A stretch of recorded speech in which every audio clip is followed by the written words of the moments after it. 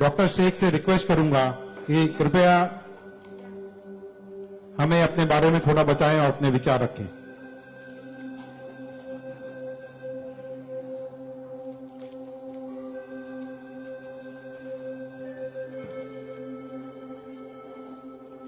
सबसे पहले तो मैं अल्लाह रब्बुल इज़्ज़त की बहुत ज्यादा शुक्रगुजार हूँ कि उसने मुझे इतनी इज्जत दी और इस मकाम तक पहुंचाया कि मैं अपनी लाइफ के जो फैक्ट्स हैं, जो जर्नी में आपके साथ शेयर कर सकूं। मैं बहुत ज्यादा शुक्रगुजार हूँ भारत विकास परिषद की प्रेसिडेंट सुनील शाह की, और उससे ज्यादा शुक्रगुजार हूँ यहाँ पे हमारे प्यारे डॉक्टर अनिल मुरारका सर की, जिनके सपोर्ट की वजह से हम बहुत सारी जगह पे जाते हैं और लोगों को मोटिवेट करते हैं। और जितना डॉक्टर अनिल मुरारका सर एक डिसेबिलिटी को लेकर जितना कंसर्न है, उतना मैंने किसी को नहीं देखा। तो I really thankful for him for that.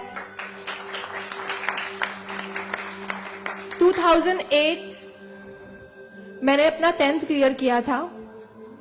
मैंने टॉप किया था पूरे जोगेश्वरी में विद 92.15% लेकर, और मेरा ख्वाब था कि मैं डॉक्टर बनूं और लोगों को सर्व करूं।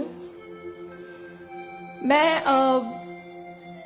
मिडिल क्लास से ताल्लुक रखती हूं। मेरे जो अब्बू हैं वो वेजिटेबल वेंडर हैं, तो हमारे घर पे बहुत फाइनेंशियली प्रॉब्लम थी। तो मेरा बस एक ख्वाब था कि मैं डॉक्टर बनूं, लोगों की हेल्प करूं, और उसके लिए मैंने साइंस में एडमिशन लिया। देन 11 साइंस जब मैंने एडमिशन लिया, मेरा कॉलेज बैंड्रा में था और मेरा घर जोगेश्वरी में। मैं रोज लोकल ट्रेन से ट्रैवल करती थी Jogeshwari to Bandra. 7 October 2008 that was the day जब मैं कॉलेज से घर वापस आ रही थी। मेरे सेमेस्टर चल रहे थे उस वक्त, और सुबह 10 बजे का वक्त था। 10 बजे आप सब लोग मुंबई से बिलोंग करते हैं, सबको पता है लोकल ट्रेन में बहुत रश आर होता है। वो ट्रेन जब अंधेरी से निकली, मैं अपनी सीट से उठी और मुझे नेक्स्ट स्टेशन मेरा जोगेश्वरी था, मुझे वहां उतरना था। लेकिन मेरे सीट से उठने और स्टेशन के आने तक के बीच में वो एक लम्हा था जिसमें मेरी पूरी जिंदगी बदल गई। मैं जब सीट से उठी, उसके नेक्स्ट मोमेंट मैंने अपने आप को ट्रेन की पटरियों के नीचे पाया, और जब मेरी आंखें खुली तो वही ट्रेन जिसमें मैं ट्रैवल कर रही थी वो मेरी आंखों के ऊपर से बहुत तेजी से गुजर रही थी। एक लम्हे को लगा कि मैं कोई ख्वाब देख रही हूं, लेकिन जब ट्रेन पूरी तरह से मेरे पैरों से गुजर गई, मैं वहां हेल्पलेस थी। और जब बहुत दूर जाके किसी ने चेन रोकी, वो ट्रेन रुकी, और उस ट्रेन को रुकता हुआ देखकर मुझे एहसास हुआ कि मैं कोई ख्वाब नहीं देख रही हूं, मैं सच में ट्रेन से गिर चुकी हूं, और मैंने अपनी दोनों टांगे उस ट्रेन के पहियों के नीचे आ गई है जिसमें मैं ट्रैवल कर रही हूं। वो पूरी 12 डब्बे की ट्रेन मेरे पहियों से गुजर गई, किसी ने चेन रोकने की हिम्मत नहीं की। और मैं जब वहां गिरी तो लोगों ने मुझे देखा, और 10-15 मिनट बाद काफी लोग आए, मेरे आसपास खड़े हो गए।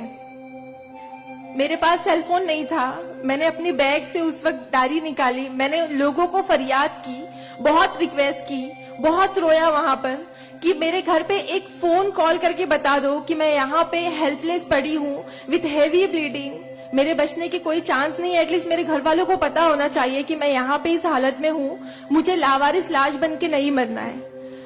बट उस वक्त मैं यही कहूंगी कि अल्लाह ताला की मसलहत थी। अल्लाह ताला उस वक्त जो मेरी तकदीर में था, किसी ने मेरी हेल्प नहीं की, और मैं वहां पे 30 मिनट ऑलमोस्ट मैं ट्रैक पर विथ हैवी ब्लीड, मेरे दोनों पैर ट्रेन के पहियों के नीचे आ गए थे। मैं उसी हालत में पड़ी रही और मैं कॉन्शियस थी। मैं बस लोगों के सामने रो रही थी कि मुझे कोई पानी पिला दो, कोई घर वालों को कॉल कर दो, लेकिन किसी ने हेल्प नहीं की। And after 30 minute I got railway help. Then मुझे गवर्नमेंट हॉस्पिटल लेकर जाते हैं, वहां पर भी कुछ ओटी स्ट्राइक होता है, मुझे फौरी ट्रीटमेंट नहीं मिलता है। एंड देन मेरा एक्सीडेंट सुबह 11 बजे होता है, और मुझे 6 बजे जब मेरी फैमिली प्राइवेट हॉस्पिटल लेकर जाती है, then I got treatment. And उसके बाद 16 साल की थी मैं जब मेरे साथ ये एक्सीडेंट हुआ। आप समझ सकते हैं 16 साल की उम्र में 1 मिनट में मेरे 2 पैर कट गए थे, मैं डिसेबल हो गई थी, मैं हेल्पलेस हो गई थी, मैं खुद से उठ नहीं पा रही थी, ना बैठ पा रही थी, ना एक तरफ से दूसरी जगह मूव हो पा रही थी। मैं मेंटली डिसेबल हो गई थी, फिजिकली डिसेबल हो गई थी और फाइनेंशियली कंडीशन भी काफी वीक थी। वो सारी चीजें मेरे दिमाग में चल रही थी और जब लोग मुझे देखने आते थे तो कुछ लोग हमदर्दी में नेगेटिव कमेंट्स भी करते थे कि 16 साल की बच्ची है, 2 पैर खो दिए हैं, सारी जिंदगी माँ बाप के ऊपर बोझ रहेगी, ये जिंदा क्यों है, इससे अच्छा ये मर जाती। ये सारी बातें लोग आके जब मेरे सामने करते तो मेरे जहन में वो सारी बातें चलती कि सीरियसली मुझे अल्लाह ने जिंदा क्यों रखा।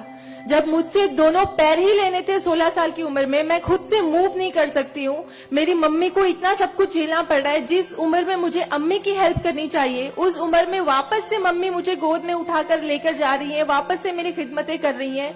तो मेरी जिंदगी का मकसद क्या है? मुझे दोबारा जिंदगी क्यों दी अल्लाह ने? मैं बहुत शिकायतें करती थी अल्लाह से, मैं बहुत रोती थी, लेकिन उस मुश्किल वक्त में मेरे कॉलेज, मेरे स्कूल टीचर्स और बहुत से ऐसे नेक बंदे भी थे जिन्होंने मुझे हौसला दिया। उनमें सबसे पहले मेरी फैमिली आती है, मेरी बड़ी सिस्टर की फैमिली आती है।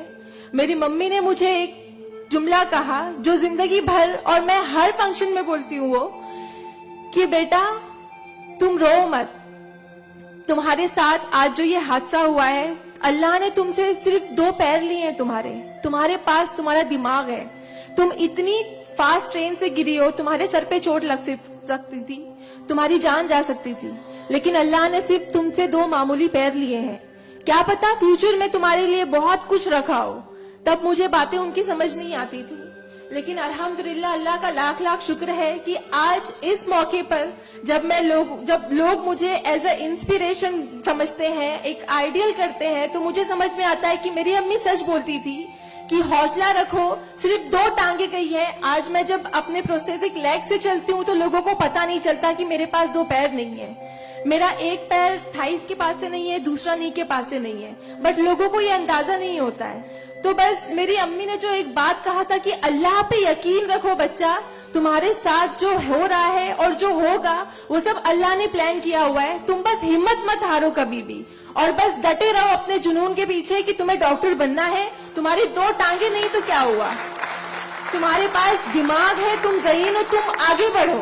और क्या पता तुम आगे लोगों को आइडियलाइज कर, लोग तुम्हें आइडियलाइज करें इस चीज को लेके। मेरे doctor Sanjay Kantharia, orthopaedic surgeon, उन्होंने सबसे ज्यादा सपोर्ट किया इस बात को लेकर कि तू डॉक्टर बन।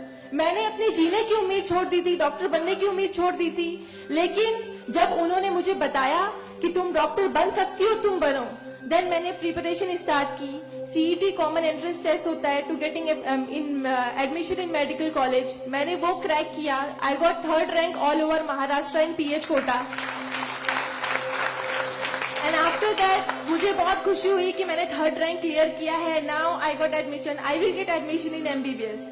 बट वहां पर भी एक प्रॉब्लम थी मेरे लिए कि मुझे डिसेबल परसेंटेज 89% डिसेबल हूं मैं, और मेडिकल में एडमिशन के लिए 40 to 70 there is a criteria to get admission for MBBS. मैं मोर देन 70% डिसेबल हूं, ये कहकर मुझे उन्होंने डिनाई किया कि आप एलिजिबल नहीं हो, आप एमबीबीएस में एडमिशन नहीं ले सकते हो, आप डॉक्टर नहीं बन सकते हो।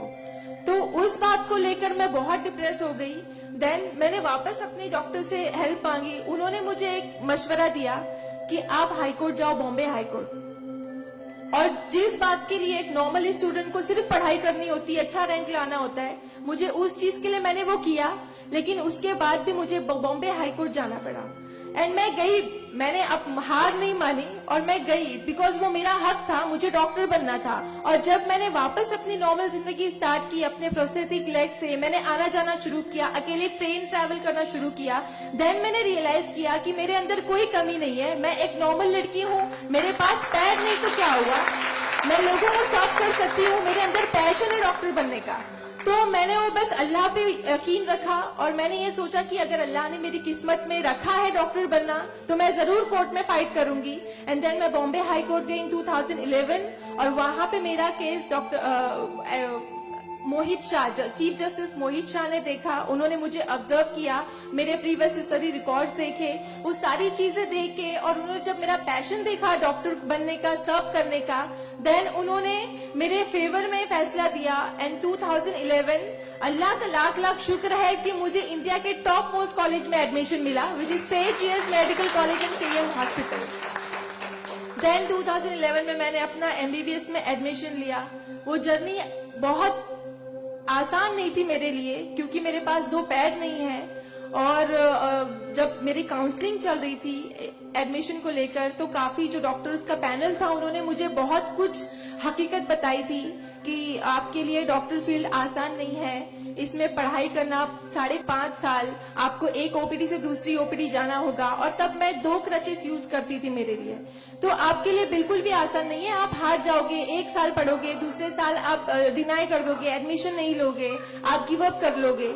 लेकिन बस मैंने दिल में ठान लिया था कि मुझे इन्हें गलत साबित करना है, और मुझे लोगों को प्रूव करके दिखाना है कि एक लड़की जो 89% डिसेबल है, जिसे लोग ये कहकर सुनाते थे कि सारी जिंदगी माँ बाप के ऊपर बोझ पर बनी रहेगी, उन्हें प्रूव करना है कि मैं डॉक्टर बन के लोगों को सर्व कर सकती हूँ। और जो मेरे दूसरे डिसेबल भाई बहन हैं, उन्हें भी शो करना है कि after disability, after accident, post accident जो लाइफ होती है वो आप नॉर्मल गुजार सकते हो अपने हौसले की बनिस्बत। तो मैं बस 5.5 साल मैंने बहुत कोशिश की, बहुत दर्द सहे, लेकिन मैंने अल्हम्दुलिल्लाह 2016 में फर्स्ट क्लास से मैंने अपना एमबीबीएस क्लियर किया। और इस बात को देखते हुए मुझे बहुत खुशी होती है, इस बात को बहुत प्राउड मोमेंट था मेरे लिए कि इन 2016 ऑन वुमेन्स डे 8 मार्च मुझे बॉम्बे हाई कोर्ट में फेलिसिटेट किया गया, जो एक हिस्टोरिक मोमेंट था वहां पर कि आउटसाइड से किसी को उन्होंने फेलिसिटेट किया। देन उसके बाद मुझे काफी कॉल्स आए एज अ मोटिवेशनल स्पीकर, मुझे काफी अवार्ड्स मिले, और तब मैंने सोचा कि मेरी जर्नी सिर्फ एमबीबीएस तक नहीं है, मुझे लोगों को और प्रूव करना है कि 89% डिसेबल होके अगर मैं एमबीबीएस कर सकती हूँ, तो मुझे मेडिकल फील्ड की हायर डिग्री अचीव करनी है, which is MD, medicine in doctor in medicine. Then मैंने उसके लिए भी कॉमन एंट्रेंस टेस्ट दिया, and again I got third rank in all over Maharashtra. और यहाँ पर भी देन अगेन उन्होंने प्रॉब्लम क्रिएट की मेरे लिए। After completing my MBBS with flying colours, उन्होंने वापस मेरा मेडिकल एडमिशन डिनाई किया कि आप नहीं कर सकते हो because you are 89% disable. Then मुझे एक बहुत हम्बल इंसान मिले, member of parliament Kirit Somaiya sir, उन्होंने फौरन से मेरी एप्लीकेशन सेंट्रल हेल्थ मिनिस्टर के पास लेकर गए, और वहां से विद इन 2 डेज ये जो क्राइटेरिया है 40 to 70% डिसेबिलिटी का मेडिकल में एडमिशन के लिए, this is a 20 years old clause, और विद इन 2 डेज ये क्लॉज चेंज करवाया उन्होंने बिकॉज ऑफ माई एप्लीकेशन। वो क्लॉज चेंज होके बस ये है कि मिनिमम 40% क्राइटेरिया है, और मोर देन 70% जो भी डिसेबल हैगा they will get admission in medical field. तो मेरी जो जर्नी थी यहाँ तक की, और उसके बाद मैंने रिसेंटली 2019 में मैंने एमडी में एडमिशन लिया, और with same college Seth GS medical college and KM hospital, और मैं अभी रिसेंटली फर्स्ट ईयर रेसिडेंट हूँ एमडी पैथोलॉजी में। मेरी जो यहाँ तक की जर्नी है, मैंने बहुत अच्छे से तो नहीं बताया आपको, लेकिन बहुत सारी बातें मिस है इसमें बिकॉज मेरे पास टाइम नहीं है, आप लोगों को भी लेट हो रहा है। लेकिन ये सारी जो मेरी जर्नी है, ये सब बताने का मकसद यही है आप लोगों को कि जिंदगी में देखो चाहे कुछ भी प्रॉब्लम आए, बिकॉज मेरी लाइफ में मुझे लगता है कि सारी प्रॉब्लम्स थी, फाइनेंशियल प्रॉब्लम्स थी, फिजिकल प्रॉब्लम थी, मेंटल प्रॉब्लम थी, सारे ऑड्स थी मेरी लाइफ में, लेकिन मैंने बस 2 चीजें ध्यान में रखी। एक तो मेरी अम्मी की बात की अल्लाह पर यकीन रखो, अल्लाह अपने बंदों से 70 माओं से ज्यादा प्यार करता है। एक माँ हमारी छोटे से दर्द को बर्दाश्त नहीं कर सकती, वो तो 70 माओं से ज्यादा प्यार करता है, तो हमें दर्द में कैसे रख सकता है वो? तो उसने जरूर कुछ अच्छा रखा है हमारे लिए। अगर छोटी सी प्रॉब्लम आई जिंदगी में तो उससे हार नहीं मानो, उससे लड़ना सीखो, हमेशा अपना हौसला जिंदा रखो, बिकॉज आपके पास अगर हौसला है तो आपकी लिए जिंदगी जीने की उमंग रहेगी, बिकॉज बगैर हौसले के कोई जिंदगी नहीं जी सकता। तो आप लोग प्लीज, अगर छोटी से छोटी प्रॉब्लम भी आए, कोई भी परेशानी आए, आप लोग लड़ना सीखिए और जिंदगी जीना सीखिए।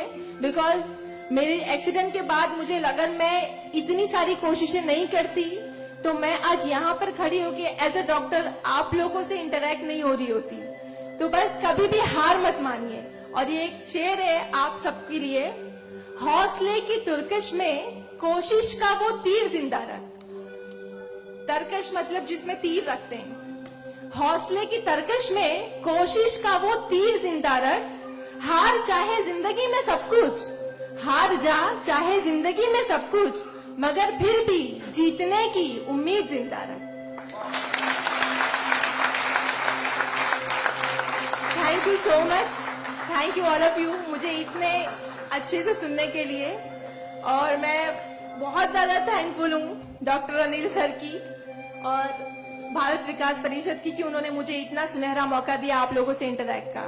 Thank you. धन्यवाद।